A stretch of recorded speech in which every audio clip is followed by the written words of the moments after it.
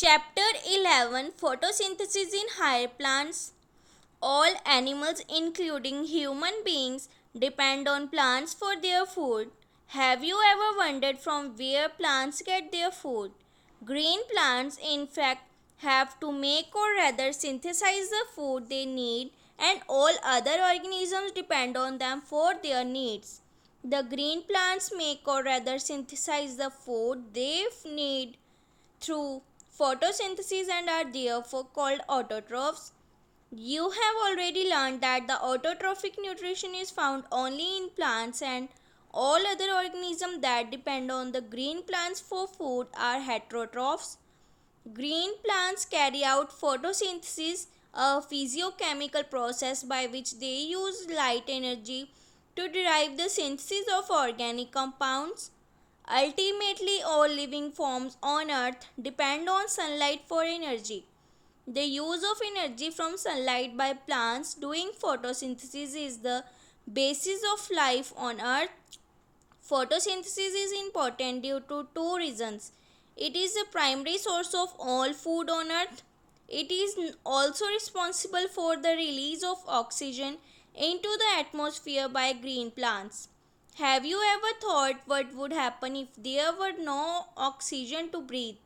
This chapter focuses on the structure of the photosynthetic machinery and the various reactions that transform light energy into chemical energy. What do we know? Let us try to find out what we already know about photosynthesis. Some simple experiments you may have done in the earlier classes have shown that chlorophyll, green pigment of the leaf, light and CO2 are required for photosynthesis to occur. You may have carried out the experiment to look for starch formation in two leaves, a variegated leaf or a leaf that was partially covered with black paper and exposed to light. On testing these leaves for the presence of starch, it was clear that photosynthesis occurred only in the green parts of the leaves in the presence of light. Another experiment you may have carried out where a part of a leaf is enclosed in a test tube containing some KOH soaked cotton which absorbs CO2 while the other half is exposed to air. The setup is then placed in light for some time. On testing for the presence of starch later in the two parts of the leaf, you must have found that the exposed part of the leaf tested positive for starch while the portion that was in the tube tested negative. This showed that CO2 was required for photosynthesis. Can you explain how this conclusion could be drawn? Early experiments. It is interesting to learn about those simple experiments that led to a gradual development in our understanding of photosynthesis. Joseph Priestley, 1733 to 1804, in 1770, performed a series of experiments that revealed the essential role of air in the growth of green plants. Priestley, you may recall, discovered oxygen in 1774.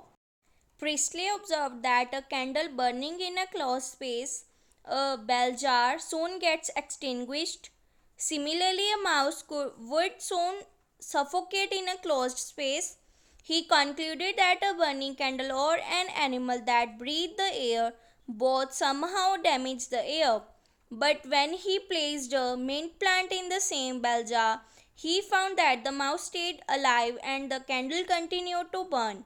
Priestley hypothesized as follows: plants restore to the air whatever breathing animals and burning candles remove.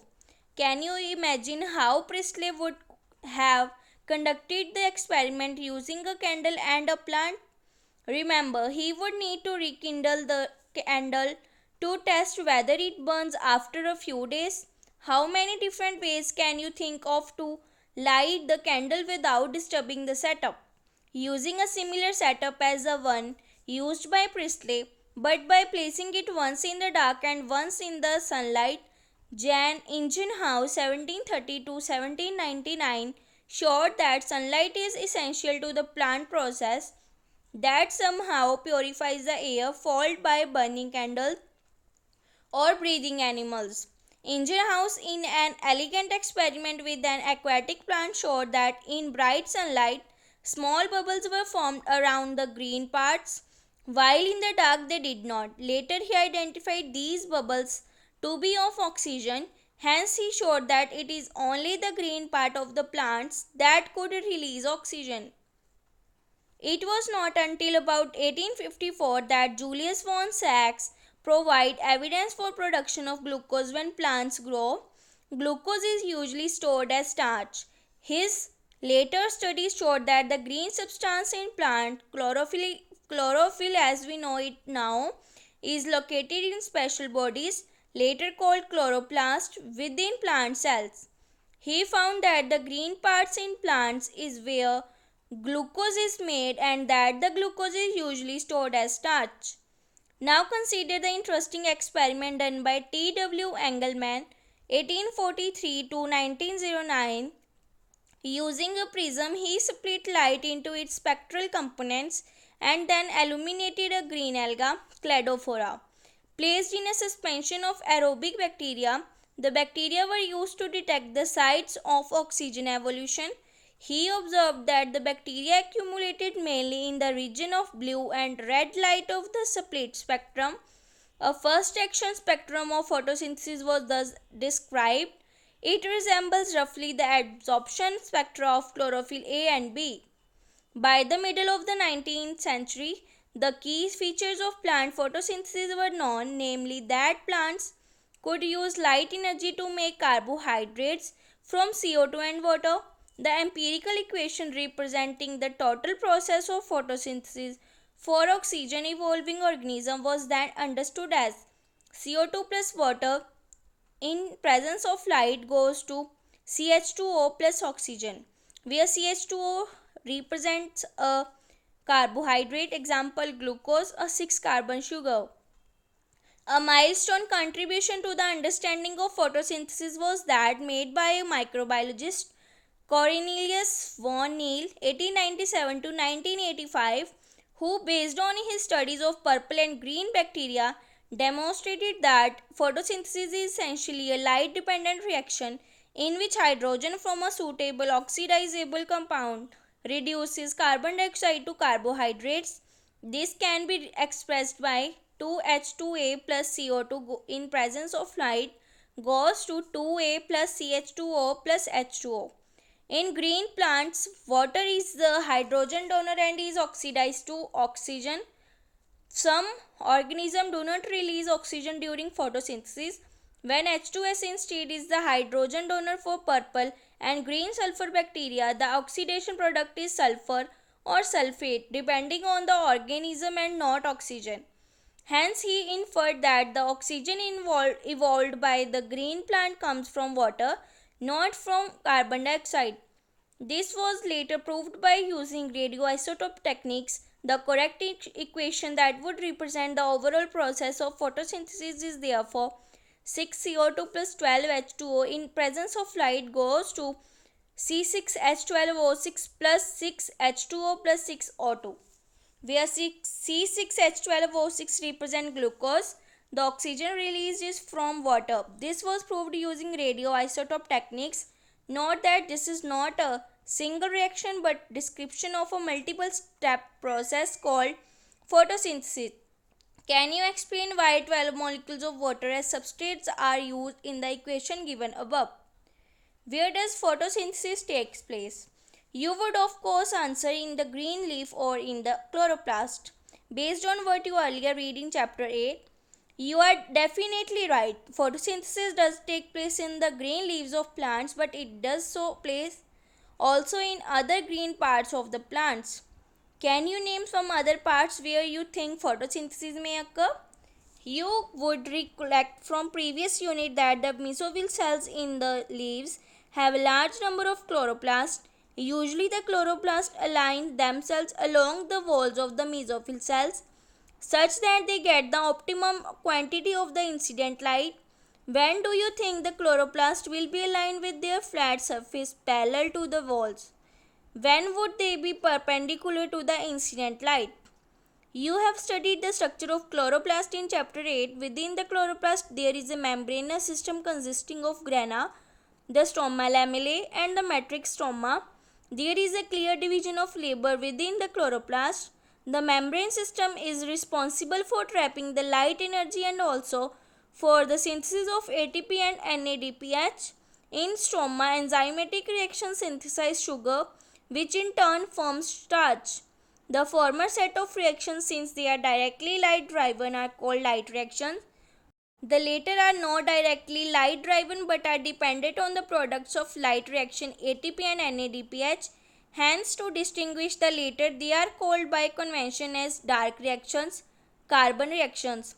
However, this should not be construed to mean that they occur in darkness or that they are not light dependent.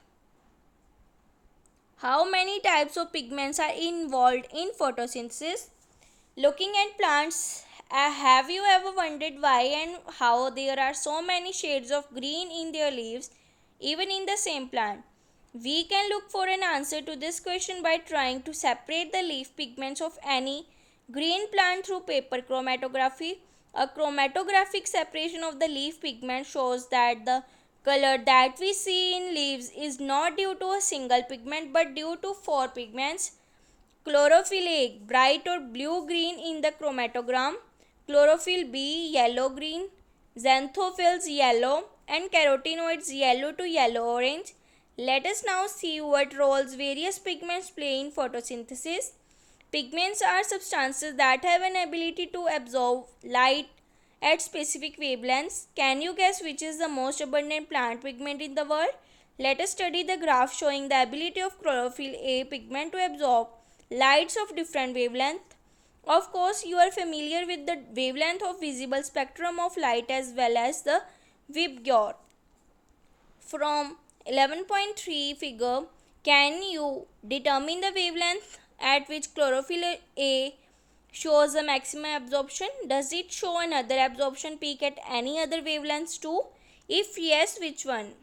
Now look at 11.3 figure showing the wavelengths at which maximum photosynthesis occurs in a plant. Can you see that the wavelengths at which there is maximum absorption by chlorophyll A, that is in the blue and the red region, also shows higher rate of photosynthesis. Hence, we can conclude that chlorophyll A is the chief pigment associated with photosynthesis. But by looking at figure 11.3c, can you say that there is a complete one-to-one overlap between the absorption spectrum of chlorophyll A and the action spectrum of photosynthesis? These graphs together show that most of the photosynthesis takes place in the blue and red regions of the spectrum. Some photosynthesis does takes place at the other wavelength of the visible spectrum. Let us see how this happens. Though chlorophyll is a major pigment responsible for trapping light, other thylakoid pigments like chlorophyll B, xanthophylls and carotenoids, which are called accessory pigments, also absorb light and transfer the energy to chlorophyll A. Indeed, they not only enable a wider range of wavelength of incoming light to be utilized for photosynthesis, but also protect chlorophyll A from photooxidation. What is light reaction?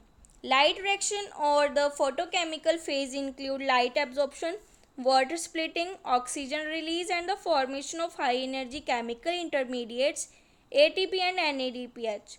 Several protein complexes are involved in the process. The pigments are organized into the discrete photochemical light harvesting complexes LHC within the photosystem 1 PS1 and photosystem 2 PS2.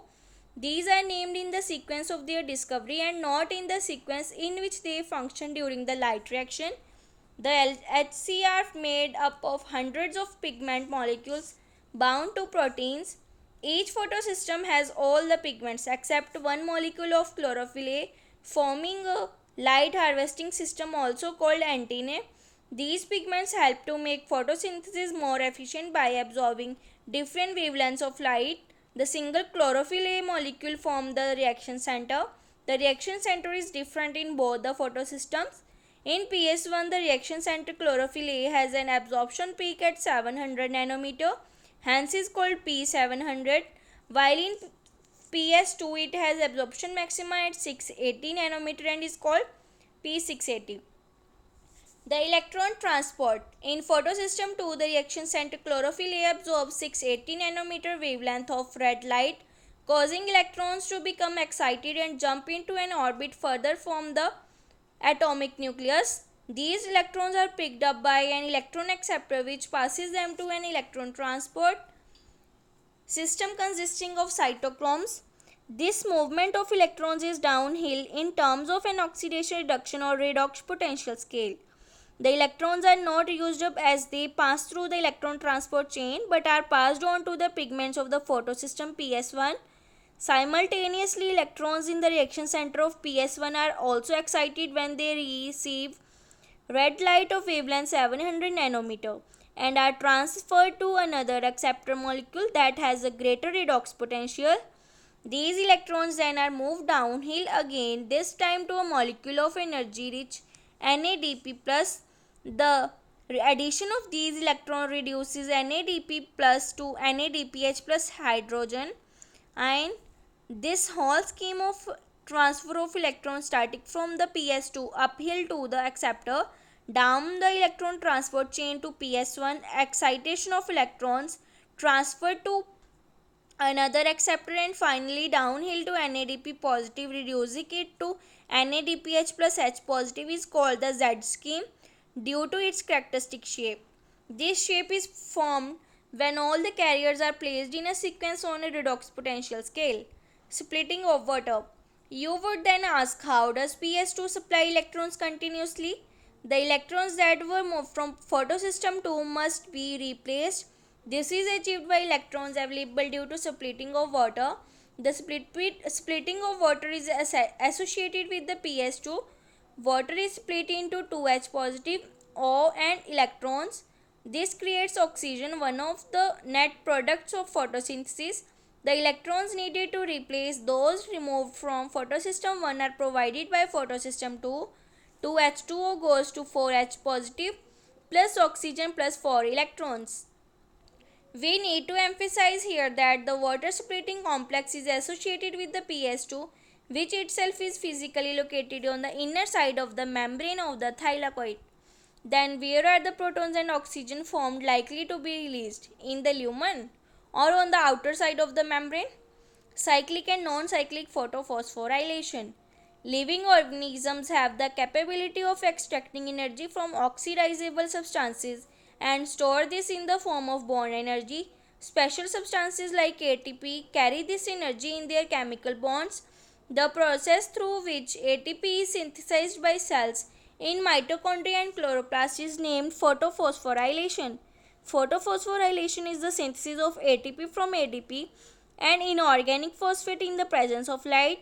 When the two photosystems work in a series, first PS2 and then the PS1, a process called non-cyclic photophosphorylation occurs. The two photosystems are connected through an electron transport chain as seen earlier in the Z scheme. Both ATP and NADPH plus H positive are synthesized by this kind of electron flow. When only PS1 is functional, the electron is circulated within the photosystem and the photophosphorylation occurs due to cyclic flow of electrons. A possible location where this could be happening is in the stroma lamellae. While the membrane or lamellae of the grana have both PS1 and PS2, the stroma lamellae membranes lack PS2 as well as NADP reductase enzyme. The excited electron does not pass on to the NADP positive but is cycled back to the PS1 complex through the electron transport chain. The cyclic flow hence results only in the synthesis of ATP but not of NADPH plus H positive. Cyclic photophosphorylation also occurs when only light of wavelength beyond 680 nanometer are available for excitation. Chemiosmotic hypothesis. Let us now try and understand how actually ATP is synthesized in the chloroplast. The chemiosmotic hypothesis has been put forward to explain the mechanism. Like in respiration in photosynthesis too, ATP synthesis is linked to development of a proton gradient across a membrane. This time these are the membranes of thylakoid. There is one difference though. Here the proton accumulation is towards the inside of the membrane, that is in the lumen. In respiration, protons accumulate in the intermembrane space of the mitochondria when electrons move through the ETS. Let us understand what causes the proton gradient across the membrane. We need to consider again the processes that takes place during the activation of electrons and their transport to determine the steps that cause a proton gradient to develop. A. Since splitting of the water molecule takes place on the inner side of the membrane, the protons or hydrogen ions that are produced by the splitting of water accumulate within the lumen of the thylakoids. B. As electrons move through the photosystems, protons are transported across the membrane. This happens because the primary acceptor of electron, which is located towards the outer side of the membrane, transfers its electron not to an electron carrier but to an H carrier. Hence, this molecule removes a proton from the stroma while transporting an electron. When this molecule passes on its electron to the electron carrier on the inner side of the membrane, the proton is released into the inner side or the lumen side of the membrane. The NADP reductase enzyme is located on the stroma side of the membrane. Along with electrons that come from the acceptor of electrons of PS1, protons are necessary for the reduction of NADP positive to NADPH plus H positive. These protons are also removed from the stroma. Hence, within the chloroplast, protons in the stroma decrease in number, while in the lumen there is accumulation of protons. This creates a proton gradient across the thylakoid membrane as well as a measurable decrease in pH in the lumen. Why are we so interested in the proton gradient? This gradient is important because it is the breakdown of this gradient that leads to the synthesis of ATP. The gradient is broken down due to the movement of protons across the membrane to the stroma through the transmembrane channel of the CF node of the ATP synthesis. The ATP synthase enzyme consists of two parts. One called the CF node is embedded in the thylakoid membrane and forms a transmembrane channel that carries out facilitated diffusion of protons across the membrane. The other portion is called CF1 and protrudes on the outer side of the thylakoid membrane on the side that faces the stroma. The breakdown of the gradient provides enough energy to cause a conformational change in the CF1 particle of the ATP synthase, which makes the enzyme synthesis several molecules of energy-packed ATP. Chemiosmosis require a membrane, a proton pump, a proton gradient and ATP synthase. Energy is used to pump protons across a membrane to create a gradient or a high concentration of protons within the thylakoid lumen. ATP synthase has a channel that allows diffusion of protons back across the membrane. This releases enough energy to activate ATP synthase enzyme that catalyzes the formation of ATP. Along with the NADPH produced by the movement of electrons, the ATP will be used immediately in the biosynthetic reaction taking place in the stroma, responsible for fixing CO2 and synthesis of sugars. Where are the ATP and NADPH used? We learned that the products of light reaction are ATP, NADPH and oxygen. Of these, oxygen diffuses out of the chloroplast while ATP and NADPH are used to drive the processes leading to the synthesis of food, more accurately sugars. This is a biosynthetic phase of photosynthesis. This process does not directly depend on the presence of light but is dependent on the products of the light reaction, that is ATP and NADPH, besides CO2 and water. You may wonder how this could be verified. It is simple. Immediately after light becomes unavailable, the biosynthetic process continues for some time and then stops. If then light is made available, the synthesis starts again. Can we hence say that calling the biosynthetic phase as the dark reaction is a misnomer? Discuss this amongst yourself. Let us now see how the ATP and NADPH are used in the biosynthetic phase. We saw earlier that CO2 is combined with water to produce CH2O and or sugars. It was of interest to scientists to find out how this reaction proceeded, or rather what was the first product formed when CO2 is taken into reaction or fixed. Just after World War II, among the several efforts to put radioisotopes to beneficial use, the work of Melvin Calvin is exemplary. The use of radioactive 14 carbon 14 by him in algal photosynthesis study led to the discovery that the first CO2 fixation product was a 3 carbon organic acid. He also contributed to working out the complete biosynthetic pathway, hence it was called Calvin cycle after him. The first product identified was 3-phosphoglyceric acid, or in short PGA. How many carbon atoms does it have? Scientists also try to know whether all plants have PGA as a first product of CO2 fixation, or whether any other product was formed in the other plants. Experiments conducted over a wide range of plants led to the discovery of another group of plants where the first stable product of CO2 fixation was again an organic acid, but one which had 4 carbon atoms in it. This acid was identified to be oxaloacetic acid, or OAA. Since then, CO2 assimilation during photosynthesis was said to be of two main systems: those plants in which the first product of CO2 fixation is a C3 acid PGA, that is a C3 pathway, and those in which the first product was a C4 acid OAA, that is the C4 pathway. These two groups of plants show other associated characteristics that we will discuss later. The primary acceptor of CO2. Let us now ask ourselves a question that was asked by the scientists who were struggling to understand the dark reaction.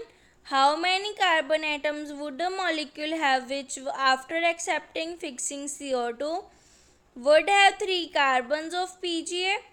The studies very unexpectedly show that the acceptor molecule was a 5 carbon ketose sugar, ribulose bisphosphate, RUBP. Did any of you think of this possibility? Do not worry, the scientists also took a long time and conducted many experiments to reach this conclusion. They also believed that since the first product was a C3 acid, the primary acceptor would be a 2 carbon compound. They spent many years trying to identify a 2 carbon compound before they discovered the 5 carbon RUBP. The Calvin cycle. Calvin and his co-workers worked out the whole pathway and showed that the pathway operated in a cyclic manner. The RUBP was regenerated. Let us now see how the Calvin pathway operates and where the sugar is synthesized. Let us at the outset understand very clearly that the Calvin pathway occurs in all photosynthetic plants. It does not matter whether they have C3 or C4 pathways. For ease of understanding, the Calvin cycle can be described under 3 stages: carboxylation, reduction, and regeneration. Carboxylation is the fixation of CO2 into a stable organic intermediate. Carboxylation is the most crucial step of the Calvin cycle where CO2 is utilized for the carboxylation of RUBP. This reaction is catalyzed by the enzyme RUBP carboxylase, which results in the formation of two molecules of 3-PGA. Since this enzyme also has an oxygenation activity, it would be more correct to call it RUPP, carboxylase oxygenase, or Rubisco.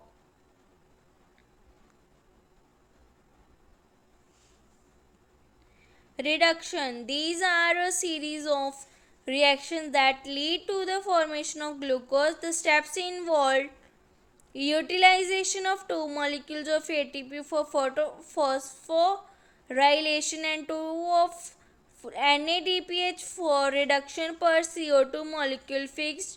The fixation of 6 molecules of CO2 and 6 turns of the cycle are required for the formation of 1 molecule of glucose from the pathway. Regeneration of the CO2 acceptor molecule RUBP is crucial if the cycle is to continue uninterruptedly. The regeneration step requires 1 ATP for phosphorylation to form RUBP. Hence, for every CO2 molecule entering the Calvin cycle, 3 molecules of ATP and 2 of NADPH are required. It is probably to make this difference in number of ATP and NADPH used in the dark reaction that the cyclic phosphorylation takes place. To make 1 molecule of glucose, 6 turns of the cycle are required. Work out how many ATP and NADPH molecules will be required to make 1 molecule of glucose through the Calvin pathway. It might help you to understand all of this if we look at that goes in and what comes out of the Calvin cycle. In 6 CO2, 18 ATP, 12 NADPH, out 1 glucose, 18 ADP, 12 NADP. The C4 pathway. Plants that are adapted to dry tropical regions have the C4 pathway mentioned earlier. Though these plants have the C4 oxaloacetic acid as the first CO2 fixation product, they use the C3 pathway or the Calvin cycle as the main biosynthetic pathway. Then in what way are they different from C3 plants? This is a question that you may reasonably ask. C4 plants are special. They have a special leaf type of leaf anatomy. They tolerate higher temperatures. They show a response to high light intensities. They lack a process called photorespiration and have greater productivity of biomass. Let us understand these one by one. Study vertical section of leaves, one of a C3 plant and the other of a C4 plant. Do you notice the differences? Do both have the same types of mesophils? Do they have similar cells around the vascular bundle sheath? The particularly large cells around the vascular bundles of the C4 plants are called bundle sheath cells, and the leaves which have such anatomy are said to have Kranz anatomy. Kranz means wreath and is a reflection of the arrangement of cells. The bundle sheath cells may form several layers around the vascular bundles. They are characterized by having a large number of chloroplasts, thick walls impervious to gaseous exchange, and no intercellular spaces. You may like to cut a section of the leaves of C4 plants, maize or sorghum, to observe the Kranz anatomy and the distribution of mesophyll cells. It would be interesting for you to collect leaves of diverse species of plants around you and cut vertical section of the leaves. Observe under the microscope. Look for the bundle sheath around the vascular bundles. The presence of the bundle sheath would help you identify the C4 plants. Now study the pathway shown in the figure 11.9. This pathway has B named the hatch and slack pathway is again a cyclic process. Let us study the pathway by listing the steps. The primary CO2 acceptor is a 3 carbon molecule, phosphoenol pyruvate PEP, and is present in the mesophyll cell. The enzyme responsible for this fixation is PEP carboxylase or peptidase. It is important to register that the mesophyll cells lack Rubisco enzyme. The C4 acid OAA is formed in the mesophyll cells. It then forms other 4 carbon compound like malic acid or aspartic acid in the mesophyll cells itself, which are transported to the bundle sheath cell. In the bundle sheath cell, these C4 acids are broken down to release CO2 and a 3 carbon molecule. The 3 carbon molecule is transported back to the mesophyll where it is converted to PEP again, thus completing the cycle. The CO2 released in the bundle sheath cells enter the C3 or the Calvin pathway, a pathway common to all plants. The bundle sheath cells are rich in an enzyme ribulose bisphosphate carboxylase oxygenase but lack peptidase. Thus, the basic pathway that results in the formation of the sugar, the Calvin pathway, is common to the C3 and C4 plants. Did you know that the Calvin pathway occurs in all the mesophyll cells of the C3 plants? In the C4 plant, it does not take place in the mesophyll cells but does so only in the bundle sheath cells. Photorespiration. Let us try and understand one more process that creates an important difference between C3 and C4 plants, photorespiration. To understand photorespiration, we have to know a little bit more about the first step of the Calvin pathway, the first CO2 fixation step. This is the reaction where RUBP combines with CO2 to form two molecules of 3-PGA that is catalyzed by Rubisco. RUBP plus CO2 goes to 2 into 3-PGA. Rubisco, that is the most abundant enzyme in the world. Do you wonder why? Is characterized by the fact that its active site can bind to both CO2 and oxygen, hence the name. Can you think how this could be possible? Rubisco has a much greater affinity for CO2 when the CO2 ratio oxygen is nearly equal. Imagine what would happen if this were not so. This binding is competitive. It is the relative concentration of oxygen and CO2 that determines which of the two bind to the enzyme. In C3 plants, some oxygen does bind to Rubisco and hence CO2 fixation is decreased. Here the RUBP, instead of being converted to two molecules of PGA, binds with oxygen to form one molecule of phosphoglycerate and phosphoglycolate 2 carbon in a pathway called photorespiration. In the photorespiratory pathway, there is neither synthesis of sugar nor of ATP. Rather, it results in the release of CO2 with the utilization of ATP. In the photorespiratory pathway, there is no synthesis of ATP or NADPH. The biological function of photorespiration is not known yet. In C4 plants, photorespiration does not occur. This is because we have a mechanism that increases the concentration of CO2 at the enzyme site. This takes place when the C4 acid from the mesophyll is broken down into bundle sheath cells to release CO2. This results in increasing the intracellular concentration of CO2. In turn, this ensures that the Rubisco functions as a carboxylase, minimizing the oxygenase activity. Now that you know that the C4 plants lack photorespiration, you probably can understand why productivity and yield are better in these plants. In addition, these plants show tolerance to higher temperatures. Based on the above discussion, can you compare plants showing the C3 and the C4 pathway? Use a table format given in the table 11.1 and fill in the information. Factors affecting photosynthesis. An understanding of the factors that affect photosynthesis is necessary. The rate of photosynthesis is very important in determining the yield of plants, including crop plants. Photosynthesis is under the influence of several factors, both internal and external. The plant factors include the number, size, age, and orientation of leaves, mesophyll cells, and chloroplast, internal CO2 concentration, and the amount of chlorophyll. The plant or internal factors are dependent on the genetic predisposition and the growth of the plant. The external factors would include the availability of sunlight, temperature, CO2 concentration, and water.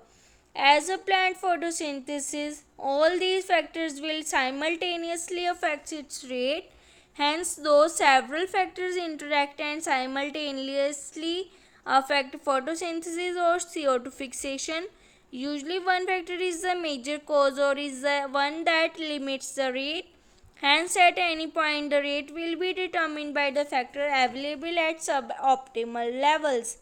When several factors affect any biochemical process, Blackman's 1905 law of limiting factors comes into effect. This states that following: if a chemical process is affected by more than one factor, then its rate will be determined by the factor which is nearest to its minimal value.